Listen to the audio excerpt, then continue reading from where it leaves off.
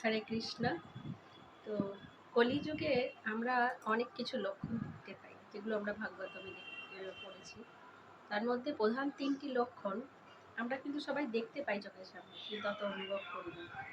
তো পঞ্চপাণ্ডব যখন বনবাসে গিয়েছিলেন, তখন ভগবান শ্রীকৃষ্ণকে যুধিষ্ঠির মহারাজ জিজ্ঞেস করেছিলেন যে, আচ্ছা হে কৃষ্ণ, আমি কি করে বুঝবো যে কলিযুগ আসন্ন বা কলিযুগ এসেছে? তখন ভগবান তাদের 3 ভাইকে বুদ্ধি করে বলে, তোমরা 3 জনে 3 দিকে যাও, তোমরা যা ঘটনা দেখবে আমার কাছে এসে বলবে। ঠিক আছে? তো প্রথমে ভীমসেনকে পাঠানো হয়েছে, ভীমসেন গেছেন। তো ভীমসেন জঙ্গলের দিকে যেতে যেতে দেখছেন যে একটা গাভী তার বাছুরকে এত চাটছে যে চাটতে চাটতে তার গায়ের ছাল যে কখন উঠে গেছে তার কোনো লক্ষ্যই নেই। তো এটা দেখে ভীমসেনের খুব অদ্ভুত লেগেছে। সে ভাবছে যে এ কীরকম মা, তার বাচ্চার গায়ে ছাল উঠে যাচ্ছে অথচ চেটেই যাচ্ছে, বুঝতে পারছে না। তখন এসে ভগবানকে এটা এই ঘটনাটি বলে। তো শ্রীকৃষ্ণ তখন তার উত্তরে বললেন যে এটা একটি কলিযুগের লক্ষণ। অর্থাৎ এই কলিযুগের পিতামাতারা তার সন্তানকে এত বাৎসল্য প্রেম দেবে, যার জন্য সেই সন্তান মানুষের থেকে অমানুষ বেশি হবে। তারা কিন্তু হয়তো বুঝতে পারবে না, কিন্তু তারা মানুষ কম অমানুষ বেশি হবে। এটি একটি কলিযুগের লক্ষণ। তো তারপর যুধিষ্ঠির মহারাজ একদিন গেছেন, ঘুরছেন, ঘুরতে ঘুরতে দেখছেন যে একটি হাতিকে দেখতে পেয়েছেন। সেই হাতির 2টি সুর। তো এমনিতে তো আমরা সবাই একটা হাতির একটা সুর আছে সেটাই জানি এবং দেখতে সেটাই অভ্যস্ত। যুধিষ্ঠির মহারাজ এটা দেখে একটু অদ্ভুত লেগেছে, একটা হাতির 2টো সুর কিভাবে হতে পারে। তো তখন উনিও ফিরে এসেছেন এবং ভগবানকে বলছেন যে, হে কৃষ্ণ, আমি এরকম 2 সুরওয়ালা হাতি দেখেছি। তো এটার কি কারণ? এটার তো কিছু একটা কারণ আছে। তখন ভগবান বলছেন যে হ্যাঁ, এটাও একটা কলিযুগের লক্ষণ। অর্থাৎ আমাদের সমাজের দেখবেন বেশিরভাগ মানুষ এইরকম হবেন যাদের 2টো মুখ থাকবে। 2টো মুখ মানে 2টো মুখধারী নয়, 2টো রূপ থাকবে তার।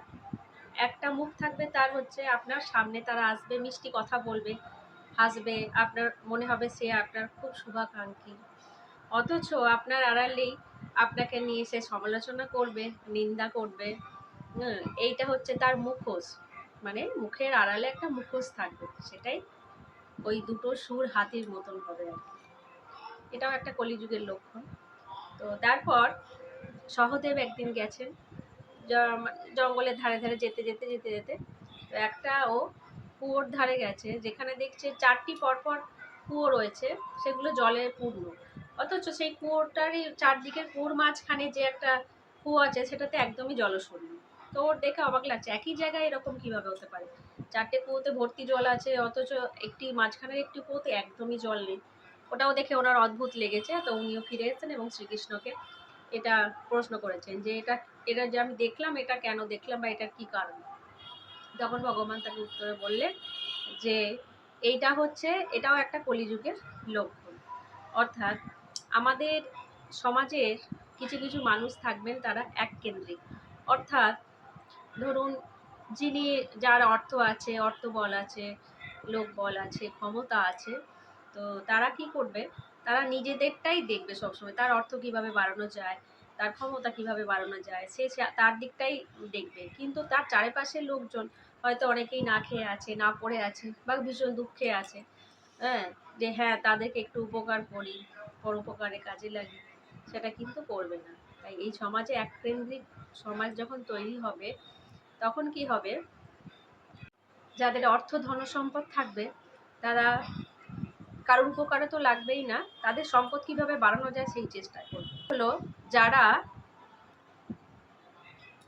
যারা গরিব থাকবে তারা গরিবই থেকে যাবে, যারা বড়লোক হবে তারা মানে ধনী থাকবে, তারা ধনী হতেই থাকবে, হতেই থাকবে, হতেই থাকবে, এরকম।